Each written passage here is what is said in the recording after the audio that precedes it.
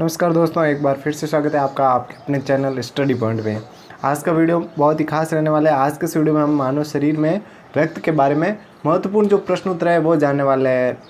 सारे प्रश्नों को देखना है और आपको सही उत्तर बताना है, ठीक है दोस्तों। उससे पहले अगर आप चैनल पर नए हो तो ज़्यादा अपडेट के लिए हमारे चैनल को सब्सक्राइब कर दो, ताकि जब भी अगला नया वीडियो अपलोड हो आपके पास नोटिफिकेशन सबसे पहले आ जाए, ठीक है दोस्तों।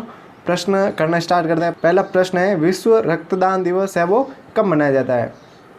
दोस्तों, एक रक्तदान जो रक्तदाता है उनका आभार जताने के लिए एक दिन रक्तदान दिवस है वो मनाया जाता है संपूर्ण विश्व में, ठीक है दोस्तों। वो कब मनाया जाता है ये बताना है।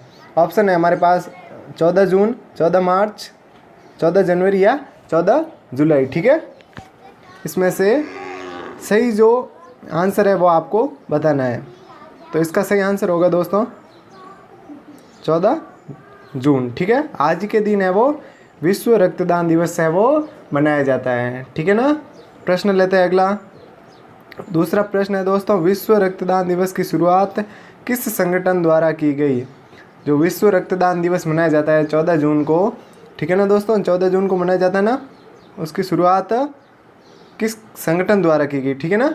एक संगठन है जिसके द्वारा इस रक्तदान दिवस की है वो शुरुआत की गई है। तो आपको बताना है इन चारों में से, बताइए। पहला है विश्व सेवा संगठन, या अंतर्राष्ट्रीय सुरक्षा संगठन, या फिर विश्व स्वास्थ्य संगठन, या फिर विश्व व्यापार संगठन। बताइए दोस्तों, चारों में से सही आंसर है वो आपको बताना है। इसका सही उत्तर है दोस्तों सी, ठीक है ना। विश्व स्वास्थ्य संगठन, जिसको इंग्लिश में बोलते हैं WHO, ठीक है, वर्ल्ड हेल्थ ऑर्गेनाइजेशन, ठीक है। इसके द्वारा है वो विश्व में विश्व रक्तदान दिवस की शुरुआत की गई, ठीक है दोस्तों। प्रश्न तीसरा देखते हैं। विश्व रक्तदान दिवस 2018 का विषय क्या था? प्रत्येक वर्ष जो ये रक्तदान दिवस मनाया जाता है दोस्तों, उसका है वो एक निश्चित एक थीम रखी जाती है, ठीक है ना। एक थीम या एक विषय रखा जाता है। वो 2018 में जो रक्तदान दिवस मनाया गया था उसका थीम क्या था या उसका विषय क्या था, ठीक है। पहला है सुरक्षित रक्त जीवन बचाता है। दूसरा है खून दो अब दो अक्सर दो, ठीक है। फिर है हर ब्लड डोनर एक हीरो है, या फिर किसी और के लिए बनो खून दो जीवन बांटो। इन चारों में से आपको बताना है कि 2018 में जो विश्व रक्तदान दिवस मनाया गया उसका विषय क्या था, ठीक है दोस्तों। तीसरे में सही आंसर है चौथा, ठीक है ना, डी, किसी और के लिए बनो खून दो और जीवन बांटो। जो ये पहला वाला है दोस्तों, सुरक्षित रक्त जीवन बचाता है, ये वाला है 2020 का, ठीक है ना। 2020 में जो रक्तदान दिवस मनाया गया उसका ये थीम था। और जो दूसरा वाला है खून दो अब दो अक्सर दो, ये 2017 का है, ठीक है ना। और तीसरा हर ब्लड डोनर एक हीरो है, ये वाला है दोस्तों 2012 का, ठीक है ना, 2012 का तीसरा वाला। सही उत्तर क्या हो गया हमारा? किसी और के लिए बनो खून दो जीवन बांटो, ठीक है ना दोस्तों। चलिए अगला प्रश्न करते हैं। चौथा प्रश्न, रक्तदान के लिए न्यूनतम आयु कितनी होना आवश्यक है? बताइए दोस्तों, ये आपको पता होना चाहिए। रक्तदान के लिए न्यूनतम आयु कितनी होनी आवश्यक है? रक्तदान के लिए 18 वर्ष की आयु है वो होना आवश्यक है, ये न्यूनतम है, ठीक है ना दोस्तों। अधिकतम 65 हो सकती है, अधिकतम 65 है, और न्यूनतम मिनिमम है 18, ठीक है दोस्तों। और मैक्सिमम होगी हमारी 65। पहले ये मिनिमम थी वो 17 थी, लेकिन अब इसको कितना कर दिया गया, 1 वर्ष बढ़ा के 18 कर दिया गया, ठीक है ना। 5, ठीक है दोस्तों। सार्वभौमिक प्राप्तकर्ता किसे माना जाता है? कौन से रक्त समूह वाला व्यक्ति है वो किसी भी रक्त को प्राप्त कर सकता है? सार्वभौमिक प्राप्तकर्ता। इन चारों में से बताना है। पहला है O नेगेटिव, दूसरा B पॉजिटिव, फिर है AB पॉजिटिव और A नेगेटिव। इन चारों में से कौन सा रक्त समूह ऐसा है जो वाला है वो व्यक्ति किसी का भी रक्त प्राप्त कर सकता है, ठीक है ना। उसके लिए कोई लिमिट नहीं होती, मतलब कोई तय नहीं होता है कि जैसे A वाला A होता है ना, A पॉजिटिव वाला, ऐसे O वाला O ऐसे नहीं होता है, ठीक है ना। इसमें वो किसी का भी रक्त है वो प्राप्त कर सकता है, ठीक है ना। इसका उत्तर देखते हैं। इसका उत्तर है AB पॉजिटिव। AB पॉजिटिव वाला है दोस्तों वो किसी से भी रक्त प्राप्त कर सकता है, ठीक है ना। अगले प्रश्न पे आते हैं। अगला प्रश्न है, कौन सा टाइप का रक्तदाता को सार्वभौमिक रक्तदाता माना जाता है। अब प्रश्न ये है कि कौन से प्रकार का जो रक्त समूह वाला व्यक्ति है वो किसी को भी रक्त है वो डोनेट कर सकता है। तो इसमें हो जाएगा दोस्तों ओ निगेटिव, ठीक है। वो था ए बी पॉजिटिव और ये हो गया ओ निगेटिव। ओ निगेटिव रक्त समूह वाला है वो रक्तदाता किसी को भी रक्त दान कर सकता है, ठीक है। प्रश्न अगला लेते हैं दोस्तों, सातवां प्रश्न हो गया, मानव शरीर में रक्त की मात्रा कुल वजन का कितने प्रतिशत होती है, ठीक है। कुल वजन का कितने प्रतिशत है वो रक्त होता है हमारे शरीर में, ठीक है। इसमें है दोस्तों सही उत्तर है 7%। हमारे शरीर का जो कुल वजन होता है उसमें से 7% है वो क्या होता है, रक्त होता है, ठीक है ना। प्रश्न लेते हैं आठवां प्रश्न है, मनुष्य के रक्त का पीएच मान कितना होता है, ठीक है।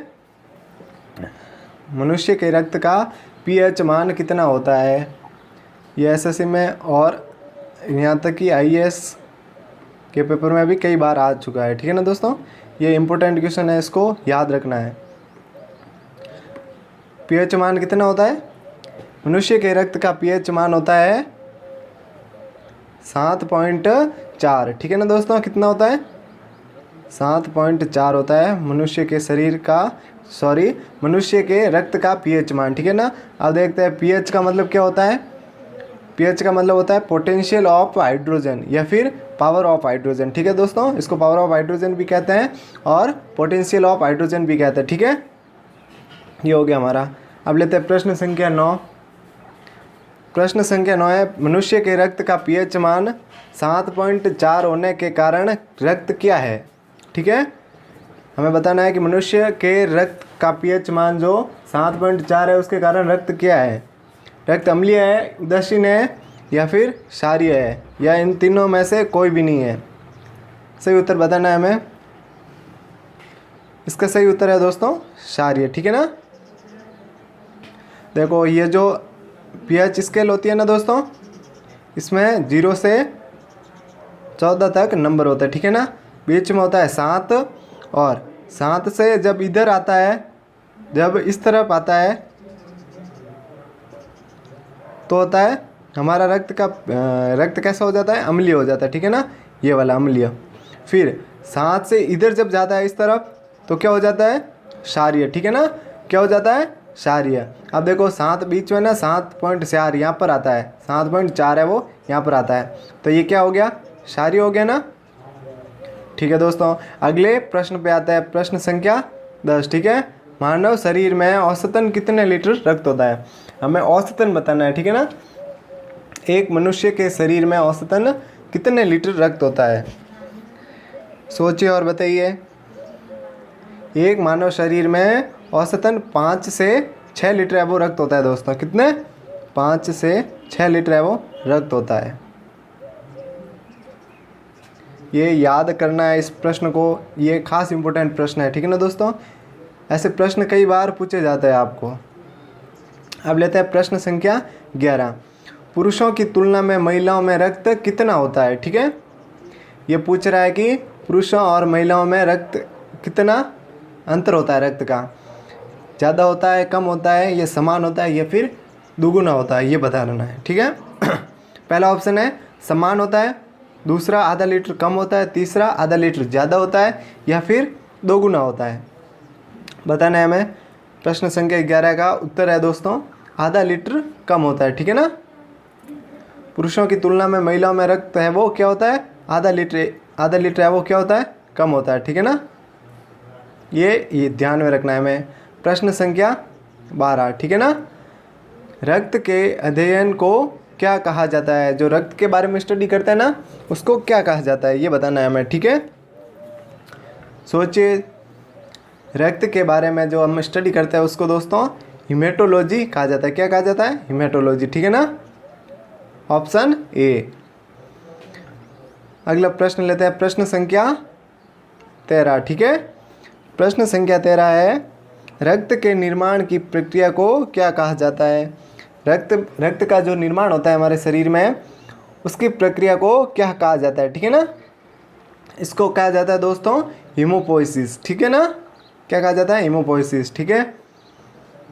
प्रश्न संख्या 14, ठीक है। अगला प्रश्न है दोस्तों, रक्त के कितने भाग होते हैं? रक्त के कितने भाग होते हैं ये बताना है हमें। प्रश्न संख्या 14 पूछ रहा है कि रक्त के कितने भाग होते हैं, तो इसका उत्तर है दोस्तों बी, ठीक है ना? रक्त के कितने भाग होते हैं? रक्त के 2 भाग होते हैं, ठीक है। 2 कौन कौन से होते हैं दोस्तों, ये मैं आपको थोड़ा सा बता देता हूँ।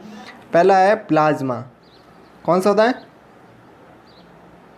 प्लाज्मा, ठीक है ना। और दूसरा वाला होता है दोस्तों कणिकाएं, ठीक है ना। पहला है प्लाज्मा और दूसरा है कणिकाएं, ठीक है। अब लेते हैं प्रश्न संख्या 15। प्लाज्मा से फाइब्रिनोजेन को निकाला जाता है तो शेष प्लाज्मा क्या कहलाता है, ठीक है। प्लाज्मा में से फाइब्रिनोजेन को निकाल दिया जाता है तो शेष जो प्लाज्मा रहता है उसको क्या कहते हैं? इसका सही उत्तर है दोस्तों सीरम, ठीक है। उसको क्या कहते हैं? सीरम कहते हैं। जब प्लाज्मा में से फाइब्रिनोजेन को निकाल दिया जाता है तो पीछे जो रहता है ना प्लाज्मा, उसको क्या कहते हैं? सीरम कहते हैं, ठीक है दोस्तों। प्रश्न संख्या 16 देखते हैं। रक्त में आरबीसी को जब निकाल दिया जाता है तो शेष भाग क्या बचता है, ठीक है। आरबीसी को जब निकाल दिया जाता है तो शेष भाग क्या बचता है, ठीक है, ये बताना है हमें। सोचिए दोस्तों, इसका आंसर है डी, प्लाज्मा, ठीक है ना। जब रक्त में से आरबीसी को निकाल दिया जाता है तो शेष क्या बचता है? प्लाज्मा, ठीक है ना। अब लेते हैं प्रश्न संख्या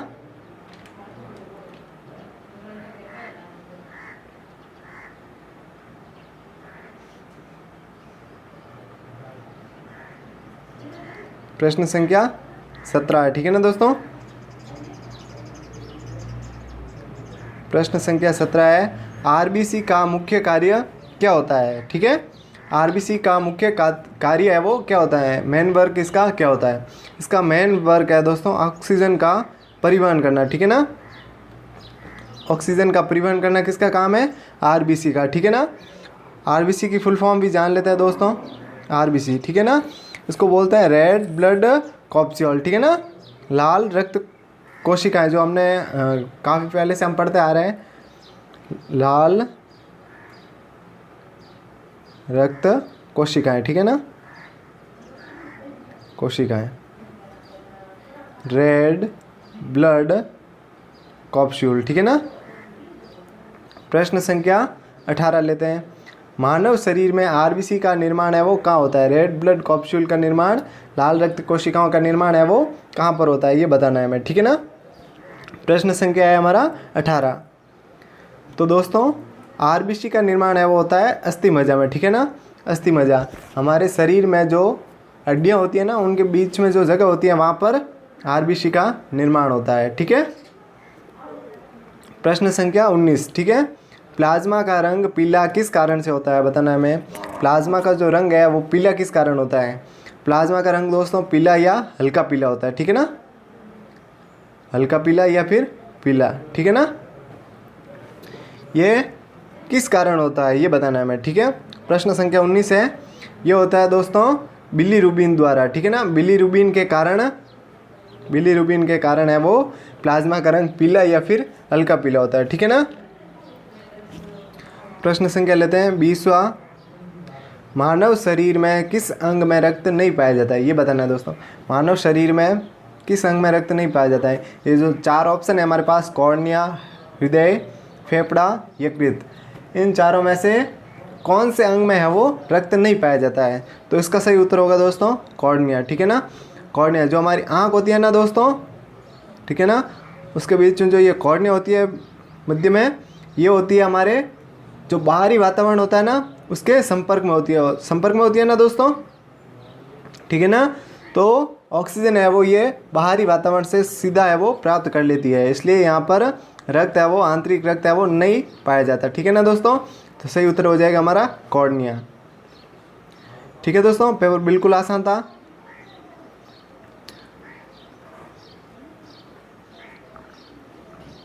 ठीक है। अस्थि मज्जा, ये देखो यहाँ पर आया था अस्थि मज्जा। अस्थि मज्जा को क्या कहते हैं दोस्तों, इंग्लिश में क्या बोलते हैं? अस्थि मज्जा को बोलते हैं बोन ऑफ मैरो, ठीक है ना। क्या बोलते हैं? बोन ऑफ मैरो, ठीक है ना। ये ध्यान रखना है थोड़ा।